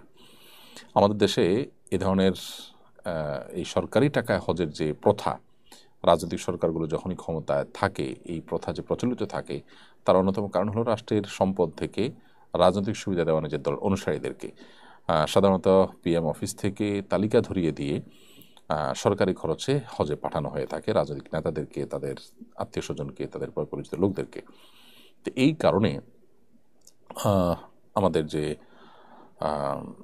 আপনার হজের যে ব্যবস্থাপনা, সে ব্যবস্থাপনা সাধারণ হাজিদের সার্ভিস দিতে রীতিমতো গলদঘর্ম হয়। হাজিদের সার্ভিসের ত্রুটি বিচ্যুতি হয়ে যায়, কারণ এই ভিআইপিদেরকে নিয়ে সরকারি টাকায় একে তো হজে যাচ্ছে, নিজের টাকায় যাচ্ছেই না, আবার যে লোকগুলো সর্বস্তরের হাজিদের সেবা দেওয়ার কথা সেই লোকগুলো এদেরকে নিয়ে ব্যস্ত থাকতে হয়। এটা হজের পরিচালনা সংশ্লিষ্ট ব্যক্তিবর্গ আমাকে জানিয়েছেন। বিধান কোন অবস্থাতেই এটি জায়েজ কাজ নয়, সমুচিত কাজ নয়। বর্তমানে সরকার সেটিকে বন্ধ করে একটা যুগান্তকারী দৃষ্টান্ত স্থাপন করেছে বলে আমি বিশ্বাস করি, এবং পরবর্তী সরকারগুলো সেগুলো যেন লক্ষ্য রাখেন, সেটি আমাদের প্রত্যাশা হবে। মুশফিকা আক্তার সাথী লিখেছেন, আমার মায়ের জায়গা মায়ের অনুমতি না নিয়ে মামারা দান করে দিলে মায়ের সওয়াব হবে কিনা? আপনার মায়ের জায়গা আপনার মায়ের অনুমতি নিতে হবে যদি মা বেঁচে থাকেন, আর যদি মারা যান তাহলে সেক্ষেত্রে যে জায়গার মালিক আপনার মা, সে জায়গার মালিক তার সন্তানরা হবে। সেখানে তার ভাইরা তার অনুমতি না নিয়ে দান করলে সেটি অবশ্যই গুনাহের কাজ হবে। আর যদি তারা দান করেই দেন, অর্থাৎ এটা অনধিকার চর্চা, তাদের সম্পদে আপনার মামারা যে হস্তক্ষেপ করছেন সেটি অনৈতিক হস্তক্ষেপ হবে। নবী করিম সাল্লাল্লাহু আলাইহি ওয়াসাল্লাম বলেছেন, লা ইয়াহিল্লু মালু ইমরিইন মুসলিমিন ইল্লা বিতিবি নাফসি। কোনো মুসলমানের সম্পদ তার মনের সন্তোষ ছাড়া এটি কোনোভাবেই সেখানে হস্তক্ষেপ করা জায়েজ হবে না। বিধায় আপনার মায়ের অনুমতি না নিয়ে এটা করলে সেটি অন্যায় কাজ। হ্যাঁ, করার পর যদি আপনার মা সম্মতি দেন, তিনি খুশি থাকেন বা তিনি মেনে নেন, তাহলে সেক্ষেত্রে অবশ্যই তাদের সে কাজ জায়েজ হয়ে যাবে। বাট উচিত হবে আগে থেকে অনুমতি নেওয়া। এভাবে অনুমতি না নিয়ে করাটা মৌলিকভাবে ভালো কাজ না, অন্যায় কাজ। এবং আপনার মা আল্লাহ সুবহানাহু ওয়া তাআলার কাছে সওয়াব বা বিনিময় প্রত্যাশা করতে পারেন, যেহেতু তার সম্পদ ব্যয় করা হয়েছে। তিনি আজও তিনিই পাবেন, মামারা তো বিনিময় পাবেনই না, প্রশ্নে ওঠে না, কারণ তাদের সম্পদ সেটি না। আরেকজনের সম্পদ যদি দান করেছেন, দান করে ফেলেছেন, ফেরত নেওয়ার সুযোগ নেই, তো সওয়াব, মানুষের টাকা তো আর বিফলে যাবে না, সওয়াব নিশ্চয়ই টাকার মালিক হিসেবে আপনার মাই পাবেন। এলাকায় প্রচুর বৃষ্টি হচ্ছে, বাহিরের জানাজা পড়ার সুযোগ নেই, এমত অবস্থায় মসজিদের ভিতরে পড়া যাবে কিনা? হ্যাঁ, অবশ্যই বাহিরে পড়ার সুযোগ না থাকলে মসজিদে পড়লে জানাজা আদায় হয়ে যাবে। লাশ যদি মসজিদের বাইরে রাখা যায় উত্তম। মসজিদ লাশের কোনো দুর্গন্ধ, পানি, রক্ত ইত্যাদি পড়তে পারে, সেসব কারণে মসজিদের বাইরে রাখতে পারলে উত্তম। কিন্তু যদি মসজিদের বাহিরে রাখা নাও যায়, ভেতরে পড়া হয়, তারপরে জানাজা আদায় হয়ে যাবে, বিশেষ করে যদি বৃষ্টির কারণে সেরকম পরিবেশ সৃষ্টি হয়। বাইতুল মুকাররম জাতীয় মসজিদে আজ নতুন খতিব জমা পড়ালেন। নতুন খতিবের কাছে আপনার প্রত্যাশা কি? আমরা এর আগে বলেছি যে নতুন খতিব একজন প্রথিতযশা আলেম, আলেমদের কাছে যিনি প্রথিতযশা সেরকম একজন মানুষ এবং পণ্ডিত, সেই সাথে তিনি একাডেমিশিয়ান একজন মানুষ। তার কাছে প্রত্যাশা হলো যে দেশ এবং জাতির যে সমস্ত ইস্যুগুলো খুবই গুরুত্বপূর্ণ, সেই বিষয়গুলোতে তিনি তার মেম্বার থেকে সুনির্দিষ্ট করে জাতিকে দিক নির্দেশনা দিবেন, গাইড করবেন, ইসলাম এবং মুসলমানদের স্বার্থ রক্ষার জন্য তিনি কাজ করবেন, এবং জাতীয় মসজিদের জায়গা থেকে তিনি সকল চিন্তার মুসলমান, আহলে কেবলা এবং আহলে সুন্নাত জামাতের ভিতরে শামিল সকল মুসলমানদেরকে তিনি আপন করবেন এবং সবার নেতৃত্ব দিবেন, সবাইকে তিনি ওন করবেন। এই বিষয়টি তার কাছে আমার প্রত্যাশা। মুসলিমদের মধ্যে বিবাদমান বিভিন্ন যে বলয় আছে সেগুলোর মধ্যে দূরত্ব কমানোর জন্য তিনি কাজ করবেন, সেটি আমার প্রত্যাশা। আরিয়ান খান আসিফ আপনি লিখেছেন, খাওয়ার সময় মোবাইল টেপাটেপি করা যাবে কিনা, ফেসবুকিং করা বা কিংবা ইউটিউবে ভিডিও দেখা। এমনিতেই তো এই কাজগুলো একান্ত প্রয়োজন না হলে মাত্রাতিরিক্ত করা অনুচিত। সেখানে খাবারের সময় যদি আপনি করেন, সেক্ষেত্রে ডাক্তাররা বলেন, এই সংশ্লিষ্ট বিষয় বিশেষজ্ঞ এবং গবেষকরা বলেন যে সেটি আমাদের স্বাস্থ্যের জন্য ভালো নয়। আবার নবী করিম সাল্লাল্লাহু আলাইহি সাল্লামের যে সুন্নাহ ছিল খাবার দাবার ইত্যাদিতে মনোযোগী থাকা, সেটারও খেলাফ। খাবার দাবার সময় প্রয়োজনে মোবাইল একটু ধরলেন বা ইমার্জেন্সি কোনো কাজ থাকলে সেটা সংক্ষেপে সেরে ফেললেন বা কোনো কথা বললেন, সেটা নিষিদ্ধ না। কিন্তু মানে অহেতুক টিপাটিপি করা বা দীর্ঘ সময় ধরে সেটাতে মগ্ন থাকা সন্দেহাতীতভাবে ভালো কাজ না। আজকাল এই মোবাইল টেপাটিপি করা, ঘাটাঘাটি করা, ফেসবুকিং, স্ক্রলিং, এগুলো আমাদের খেতে বসে, ঘুমোতে গিয়ে, ওয়াশরুমে, সব জায়গাতে এগুলো আমাদের ব্যাপক হারে হচ্ছে, যেটা আমাদের রীতিমতো ব্যাধিতে পরিণত হয়েছে। মেয়ে হিসাবে বাবার সম্পদের হক চাইলে মা রাগ করেন, তিনি চান পুরো সম্পত্তি ভাইরা ভোগ করুক, মাকে নারাজ করে কি মিরাজ নেওয়া যাবে কিনা? বাবার সম্পদে মেয়ে হিসাবে আপনার হক আছে এবং আপনি সে হক চাইতে পারেন। মা যদি অসন্তুষ্ট হন, তারপর আপনি আপনার হক চাওয়ার রাইট আছে, কিন্তু মায়ের সাথে দুর্ব্যবহার করা যাবে না, তার সাথে রাগারাগি করা যাবে না। নিজের অধিকার বিনয়ের সাথে আপনি চেয়ে যাবেন এবং সেটার জন্য আর্গুমেন্ট করতে পারেন। তারপরও যদি মা রাগ করেন বা মনে কষ্ট পান, তার জন্য আপনার কিছু আসবে বা যাবে না। হাবিবুর রহমান ফাহাদ লিখেছেন, শিশু দত্তক নেওয়া জায়েজ আছে কি না? শিশু দত্তক নেওয়া জায়েজ আছে, কিন্তু শিশুর যে বাবা, শিশুর যে মা, তাদের পরিচয় তাদেরকে পরিচিত করাতে হবে। দত্তক নেওয়া শিশুকে নিজের সন্তান হিসাবে কাগজে কলমে সমাজের মানুষকে প্রতিষ্ঠিত করবেন, তাদের বাবা বা মা সাজবেন, সেটা কিন্তু জায়েজ হবে না, সেটা অনুচিত হবে। রূপকর্থে তারা বাপ মা ডাকলো, কিন্তু তাদের কাছে তাদের বাপ মা কারা, জন্মদাতা বাবা মা, সেটা ক্লিয়ার থাকতে হবে, সমাজের মানুষের কাছে ক্লিয়ার করতে হবে, কাগজে কলমে তাদেরকে বাবা মা হিসাবে উল্লেখ করতে হবে। আর এর বাইরে আরেকটা গুরুত্বপূর্ণ বিষয় হলো যে দত্তক নেওয়া শিশু ছেলে হলে বড় হওয়ার পর তার সেই দত্তক নেওয়া মা, যিনি তার আসল জন্মদাতা মানন, তার সাথে সাক্ষাতের ব্যাপারে শরীয়তের যে বিধিবিধান আছে সেগুলো কিন্তু মেনে চলতে হবে। প্রাপ্তবয়স্ক হয়ে গেলে তার সাথে সাক্ষাৎ করা যাবে না যদি গায়রে মাহরাম হয়ে থাকে। আর যদি ছোট বয়সে কোনোভাবে দুধ পান করে দুধ সম্পর্কীয় কেউ হয়ে যান, তাহলে সেক্ষেত্রে ভিন্ন কথা। আজিম রহমান আপনি লিখেছেন, আমি কোনো এক কারণে আমার আম্মুকে বলেছি, আল্লাহর কসম আপনার লগে আর কথা বলবো না, এবং একদিন পর আম্মুর সাথে কথা বলি, আমি সাথে সাথে আল্লাহর কাছে মাফ চাইলাম, আমার কি গুনাহ হবে, করণীয় কি? ভাই আজিম রহমান, মায়ের সাথে এই ধরনের কাজ করে তো অবশ্যই অন্যায় করেছেন, এবং আপনি যদি কায়মুল বাক্যে মাফ চান মায়ের কাছে, সেই সাথে আল্লাহর কাছে, তাহলে সেক্ষেত্রে আল্লাহ তাআলা আপনাকে মাফ করবেন। আপনি একদিন পর থেকে মায়ের সাথে কথা বলা শুরু করেছেন, ভালো কথা, কিন্তু মায়ের সাথে কথা বলবেন না বলে যে শপথ করেছেন, সেটিতে অন্যায় করেছেন। সেই জন্য আপনি মায়ের কাছে দুঃখ প্রকাশ করে তার মনের সন্তুষ্টি আদায় করে নেবেন, তিনি যেন মন থেকে তাকে আপনাকে মাফ করে দেয়। পাশাপাশি আল্লাহ তার কাছে মাফ চাইবেন, ইনশাআল্লাহ আল্লাহ তাআলা ক্ষমাশীল, মাফ করবেন। আমি আমেরিকায় থাকি, আমার মেয়ের জন্ম হয় আমেরিকায়, এখন আমার আকিকা বাংলাদেশে দিতে চাচ্ছি।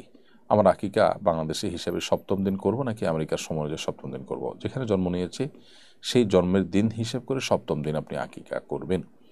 অতএব বাংলাদেশে কোন দিন হচ্ছে সেটা চাইতে গুরুত্বপূর্ণ হলো আপনার সন্তানের যেখানে জন্ম হয়েছে সেই বার হিসাব করে কততম দিন হচ্ছে সেটি। সামিউল আলম আকাশ আপনি লিখেছেন, আমি ইনশাআল্লাহ 1 তারিখে কন্যা সন্তানের বাবা হব, আকিকার নিয়ম বলবেন, 7ম দিনের আগে আকিকা করা যাবে কিনা সেটাও বলবেন। আকিকার নিয়ম হলো, যেহেতু আপনাকে আল্লাহ তাআলা কন্যা সন্তান দিবে বলে আপনি আশা করছেন, যদি কন্যা সন্তানই হয় তাহলে একটি ছাগল আপনি জবাই করবেন। একটি ছাগল জবাই করার ক্ষেত্রে আপনি লক্ষ্য রাখবেন যে এটি 7ম দিনে হবে আকিকা। যে বারে জন্মগ্রহণ করেছে সন্তান তার আগের বার, শনিবারে জন্মগ্রহণ করে থাকলে শুক্রবার, রাতে জন্মগ্রহণ করে থাকলে রাতটি পরের দিনের সাথে সংশ্লিষ্ট হয়। যেমন শুক্রবার দিন যে রাতে যদি জন্মগ্রহণ করে সেটা শনিবার রাত হিসেবে গণ্য হবে শরীয়তের দৃষ্টিকোণ থেকে। তো সেই জায়গা থেকে 7ম দিনে আপনি আকিকা করবেন, তার আগে করলে সেটা সুন্নাহ এর খেলাফ বা পরিপন্থী হবে, তবে আকিকা হয়ে যাবে। বছরের নির্দিষ্ট সময় ইলিশ মাছ ধরা নিষিদ্ধ থাকে, ওই সময় জেলেরা গোপনে মাছ ধরে। এ সময় ধৃত মাছ জেলেদের থেকে কেনা জায়েজ হবে কিনা? যে মাছ নিয়ম ভঙ্গ করে জেলেরা ধরেন সেটি অবশ্যই অন্যায় কাজ, কারণ মাছ ধরার যে বিধিনিষেধ দেওয়া হয়ে থাকে সেটা আমাদের নিজেদের কল্যাণী এবং আমাদের প্রাকৃতিক সম্পদ, এই প্রাণী সম্পদ এটিকে রক্ষা করবার প্রয়োজনে। অতএব এই নির্দেশটা জনস্বার্থে দেওয়া হয় এবং জনকল্যাণে দেওয়া হয়। জনকল্যাণে কোনো নির্দেশ যখন সরকার দেয় তখন সেটি মানা উচিত এবং মুসলমানের জন্য সেইটি মানার নির্দেশনা ইসলাম দেয় আমাদেরকে। তো এই কাজটা অন্যায় কাজ, এই সময় নিষিদ্ধ থাকলে তখন মাছ ধরাটা।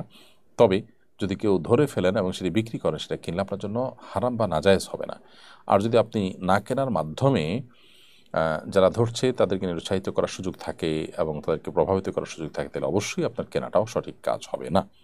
আর যে ব্যাপারটা এরকম হয় যে না, এখানে আসলে যারা ধরেছে তাদের হাত বদল হয়ে অনেক হাত হয়ে এটি এসেছে বাজারে, আপনি কিনেন বা না কিনেন এটার সাথে তাদের ধরা না ধরার কোনো সম্পর্ক থাকবে না, তাহলে সেক্ষেত্রে আপনার কেনাটা অন্যায় হবে না ইনশাআল্লাহ তাআলা, এবং কিনলে আপনি শরীয়ত দৃষ্টিতে গুনাহগারও হবেন না।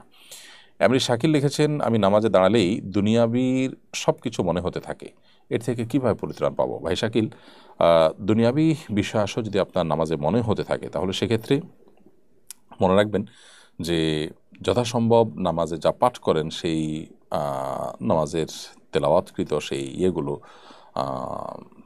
আয়াত, কোরআন হাদিস, দোয়া, জিকির, তাসবিহ, তেলাওয়াত, এগুলোর অর্থ আমাদেরকে বুঝে পড়তে হবে, তাহলে সেক্ষেত্রে মনোযোগ ধরে রাখা সহজ হবে। সেই সাথে আরেকটি বিশেষ পরামর্শ হলো যে যত বেশি দীর্ঘ সময় নিয়ে আপনি নামাজ পড়বেন, খুশুর পাশাপাশি খুজুরটা যখন লক্ষ্য করবেন, ধীরস্থিরতা, তারপর নামাজের যে অন্যান্য দিক আছে, লম্বা সময় নিয়ে নামাজ পড়া, সেই বিষয়গুলো যত বেশি রক্ষা করবেন তত বেশি ইনশাআল্লাহ বিদিনিল্লাহ আপনার নামাজে মনোযোগ তৈরি হবে।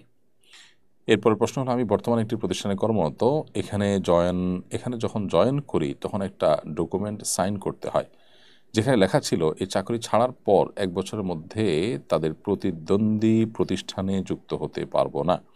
এখন তাদের প্রতিদ্বন্দ্বী একটি প্রতিষ্ঠানে যুক্ত হতে চাইছি, এটা জায়েজ হবে কিনা? দেখুন, আপনি যে প্রতিষ্ঠানে কাজ করছেন সেখানে যদি আপনি প্রতিশ্রুতি দিয়ে থাকেন যে আপনি এতদিন এর মধ্যে প্রতিদ্বন্দ্বী প্রতিষ্ঠানে যাবেন না, তাহলে ইমানদার তার প্রতিশ্রুতি রক্ষা করা উচিত। আল মুমিনুনা আলা আল মুসলিমুনা আলা শুরুতিহিম, মুসলমানরা যে শর্ত মেনে নিবে সেটি তারা মেনে চলবে এবং সেটিকে মান্য করে চলবে, সেটিকে রক্ষা করে চলবে। সেই জায়গা থেকে আপনার প্রতিশ্রুতি রক্ষা করা উচিত। আপনি যদি এটি রক্ষা করতে পারবেন না বলে জানেন তাহলে সেক্ষেত্রে সেই প্রতিশ্রুতি আপনার দেওয়া উচিত নয়।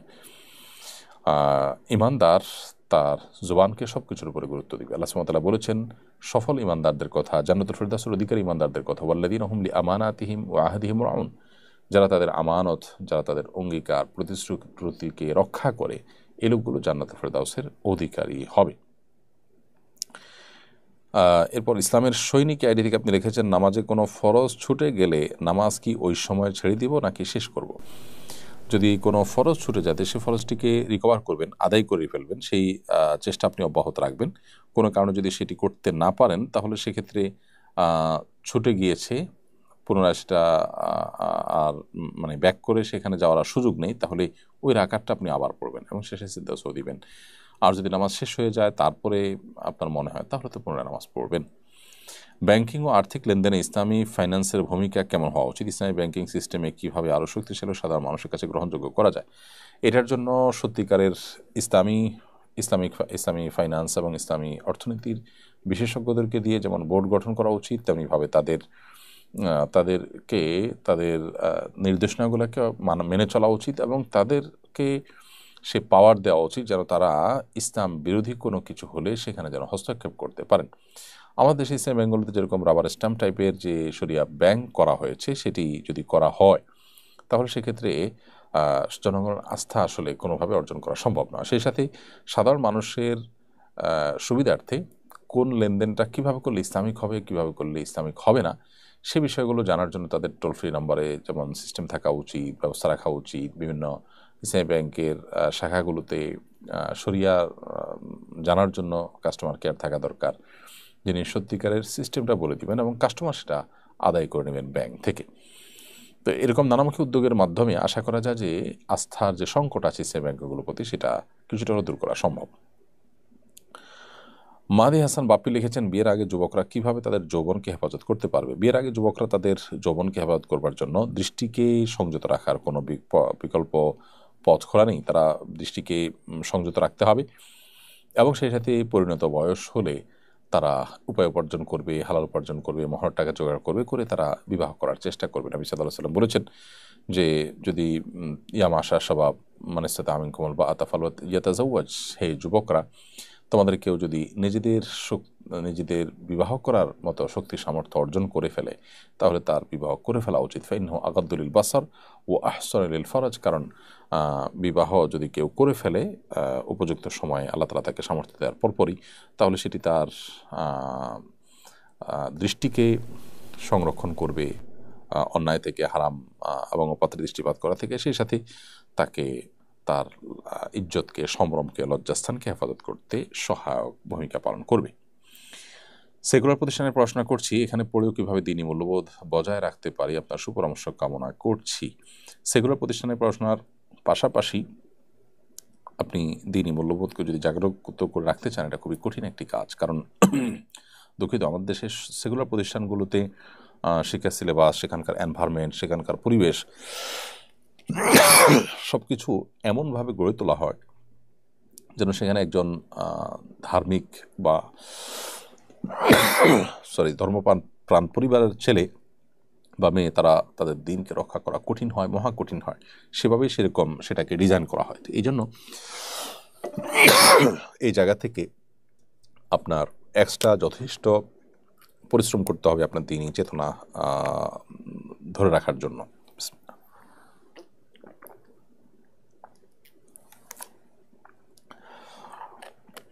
এরপর জুলেখা রিজওয়ান আপনি লিখেছেন, বাবা প্যারালাইজড, হাঁটতে পারে না, স্ট্রোকের কারণে ব্রেইনেও সমস্যা, কিছু মনে রাখতে পারেন না খুব একটা, তিনি নামাজ না পড়লে কি গুনাহ হবে?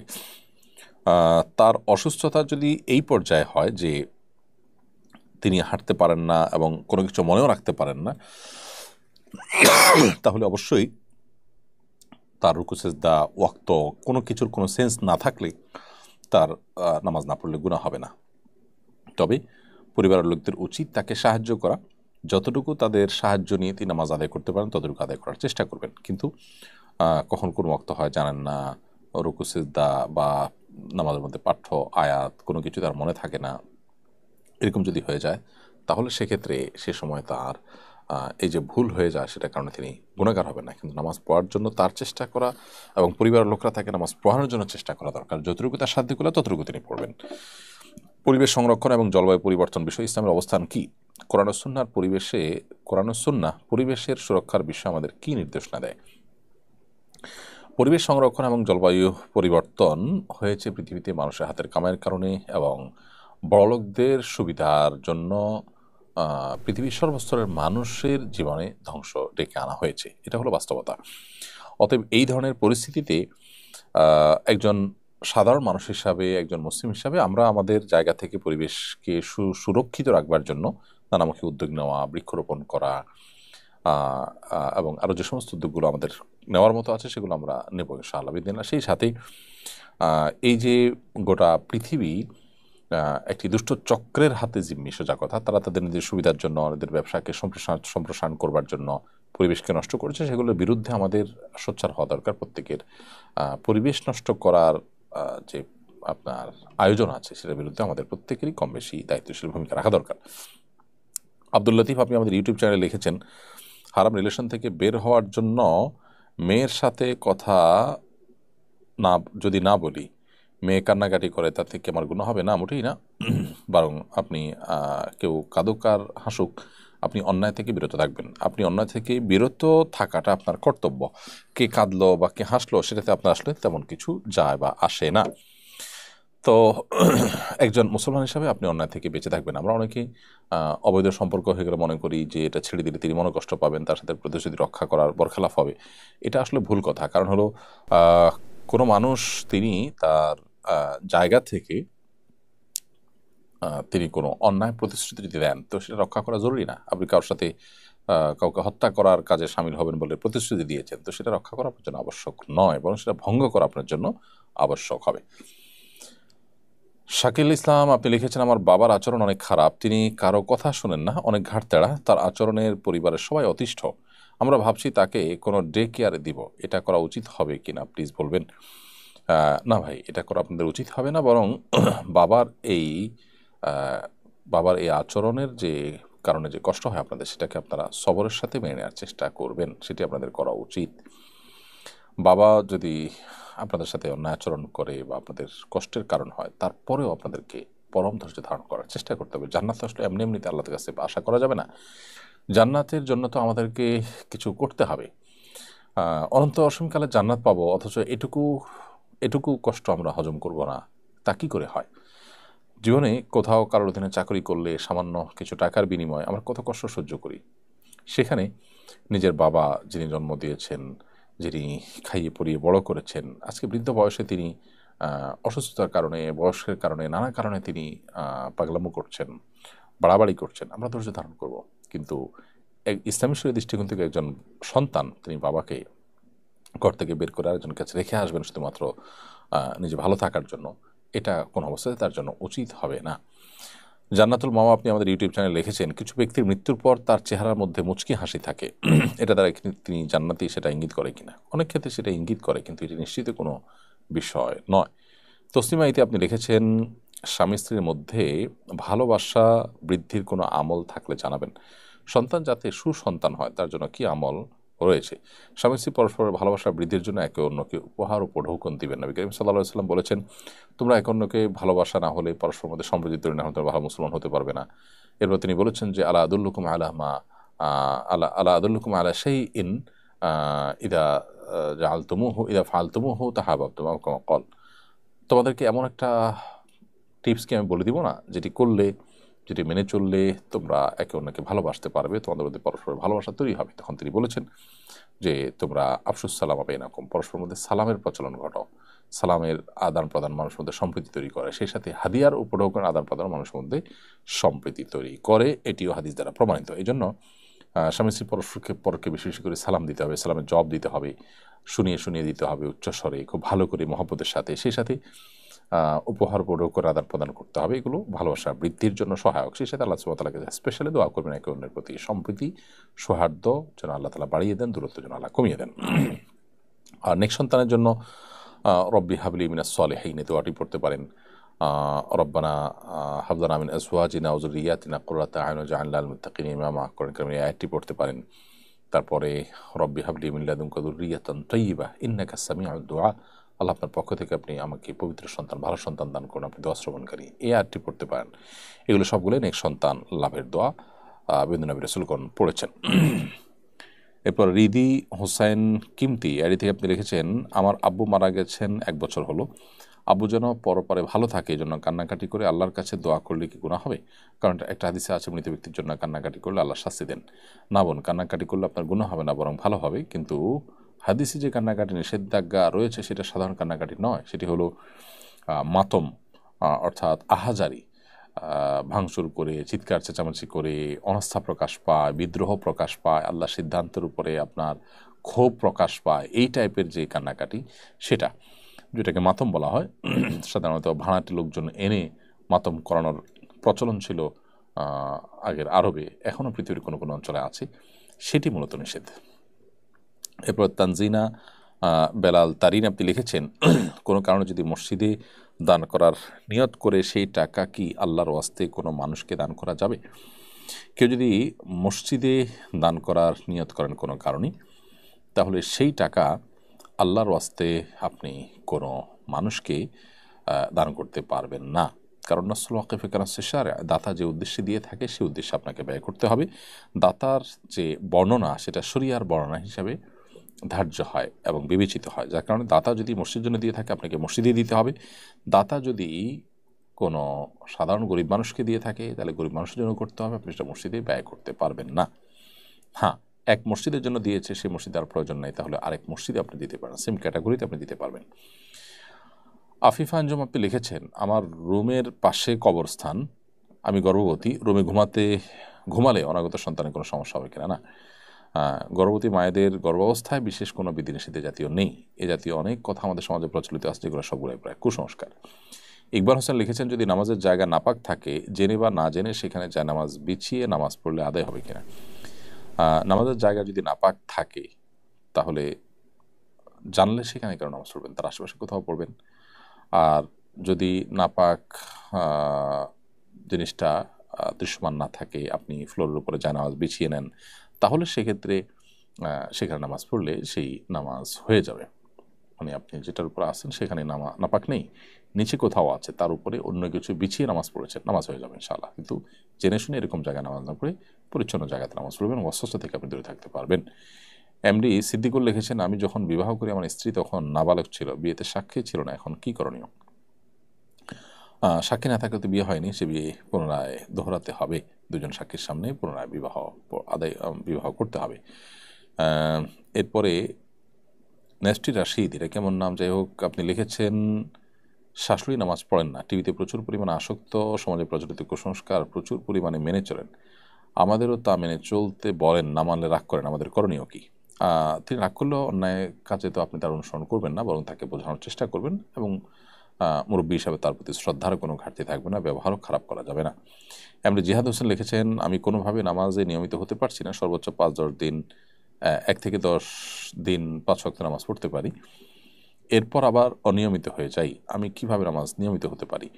নামাজের গুরুত্বটা আপনি কোরআন হাদিসের আলোকে একটু বোঝার চেষ্টা করবেন। নামাজের গুরুত্ব পরে কয়েকটি লেকচার, কমপক্ষে 5টি গুরুত্বপূর্ণ ভালো ভালো ব্যক্তিদের লেকচার আপনি পড়বেন, শুনবেন এবং কয়েকটা আর্টিকেল আপনি পড়বেন নামাজের গুরুত্বের উপরে।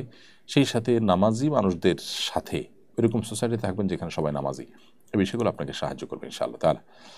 মোহাম্মদ এসার শাহেদ লিখেছেন, অনলাইনে টাকা দিয়ে কিনতে হয় এমন কোর্সগুলো টেলিগ্রামে ফ্রিতে পাওয়া যায়, আর্থিক অক্ষমতা থাকলে বা না থাকলে সে ক্লাসগুলো করা যাবে কিনা? এটাতে যদি কোনো প্রতিষ্ঠান আর্থিকভাবে ক্ষতিগ্রস্ত হয়, এটা যদি কেউ পাইরেসি করে নকল করে তাহলে সেটা করা আপনার জন্য জায়েজ হবে না।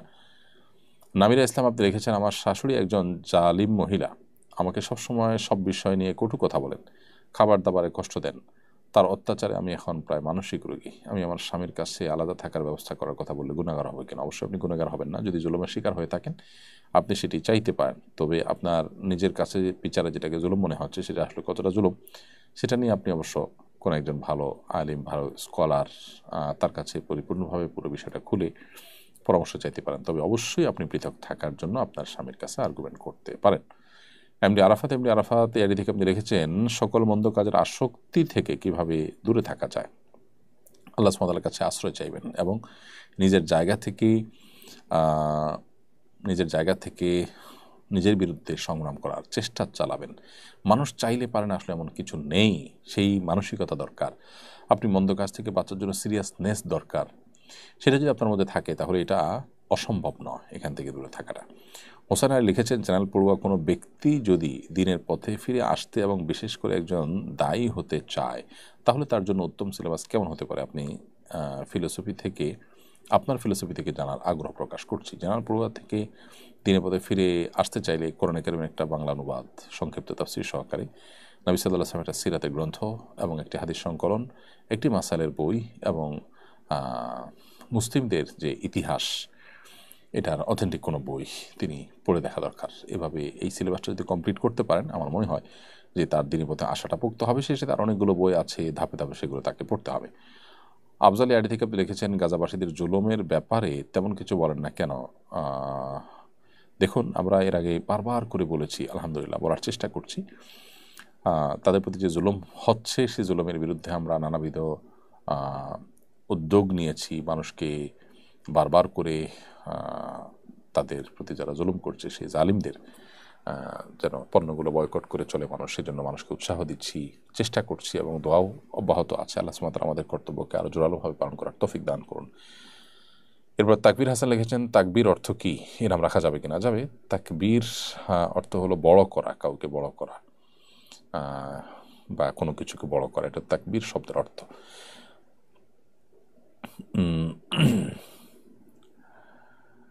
এরপরে মাহমুফা বিএম এআরডি থেকে আপনি লিখেছেন, স্বামী মারা গেলে স্ত্রীর দোয়া কি স্বামীর কবরে কাজে লাগবে? স্বামী যদি মারা যান তাহলে সেক্ষেত্রে স্ত্রীর দোয়া স্বামীর কবরে অবশ্যই কাজে লাগবে, আবার স্ত্রী মারা গেলে স্বামীর দোয়া আপনার স্ত্রীর কাজে লাগবে। পরস্পরের জন্য অবশ্যই দোয়া করলে সেটা উপকারে আসবে। এরপরে চৌধুরী আর লিখেছেন, আসাম থেকে বলছি, আমার ছেলের বয়স 17, নামাজ পড়ে তবে জামাতের সাথে পড়ে না, তার জন্য দোয়া করবেন, নসিহত করবেন। আল্লাহ তাআলা আপনার ছেলেকে পরিপূর্ণ হেদায়েত দান করুন, আমরা দোয়া করি। এবং সেই সাথে নামাজ জামাতের সাথে পড়া আমাদের জন্য আবশ্যক। ইসলামী শরীয়ত আমাদের জন্য ওয়াজিব করেছে, নবী করিম সাল্লাল্লাহু আলাইহি ওয়াসাল্লাম আমাদেরকে অনেক বেশি গুরুত্ব আরোপ করেছে। একজন মুসলমান হিসাবে ইচ্ছাকৃতভাবে জামাত তরক করা আমাদের জন্য কোনো অবস্থাতে জায়েজ নয়। নবী করিম সাল্লাল্লাহু আলাইহি ওয়াসাল্লাম বলেছেন, কেউ যদি শক্তি সামর্থ্য থাকা সত্ত্বেও নামাজে জামাতে হাজির না হয়, নবী সাল্লাল্লাহু আলাইহি ওয়াসাল্লাম তাদের বাড়িতে আগুন জ্বালিয়ে পুড়িয়ে ফেলতে ইচ্ছা পোষণ করেছেন। এটা জাস্ট গুরুত্ব বোঝাবার জন্য তিনি বলেছেন যে জামাতে নামাজ পড়াটা কত গুরুত্বপূর্ণ। সেজন্য একজন মুসলমানের সন্তান বা একজন মুসলমান তিনি জামাতে নামাজ পড়বেন, পুরুষ হলে। মহিলা হলে অবশ্যই তিনি নিজের বাসায় পড়বেন। আল্লাহ তাআলা আমাদেরকে জামাতের গুরুত্ব বোঝার তৌফিক দান করুন। এক রাকাতে 27 রাকাতের সওয়াব পাওয়া যায় জামাতে নামাজ পড়ার মাধ্যমে। তাহলে একটা জিনিস আমি 27 গুণ পাই, তাহলে সেটা কিভাবে আমি ছাড়তে পারি? যদি আমার ন্যূনতম ঈমান থাকে, আল্লাহ নবী সাল্লাল্লাহু আলাইহি ওয়াসাল্লামের কথার প্রতি যদি আস্থা থাকে। আল্লাহ তাআলা আমাদেরকে জামাতের সাথে নামাজ পড়ার তৌফিক দান করুন। প্রিয় দর্শক, দেখতে দেখতে অনুষ্ঠানের একেবারে শেষ প্রান্তে আমরা চলে আসছি। আজকে সময় হয়েছে বিদায় নেওয়ার। ইনশাআল্লাহ আল্লাহ যদি আমাদেরকে ভালো রাখেন, নিরাপদে রাখেন, সুস্থ রাখেন, আগামী পর্বে একই সময় আমরা এই লাইভ অনুষ্ঠানে আপনাদের সামনে হাজির হব। সে পর্যন্ত আল্লাহ তাআলা সবাইকে ভালো রাখুন, সুস্থ রাখুন। জাযাকুমুল্লাহু খায়রা। আসসালামু আলাইকুম ওয়া রাহমাতুল্লাহি ওয়া বারাকাতুহু। আস-সুন্নাহ ফাউন্ডেশন, উম্মার স্বার্থে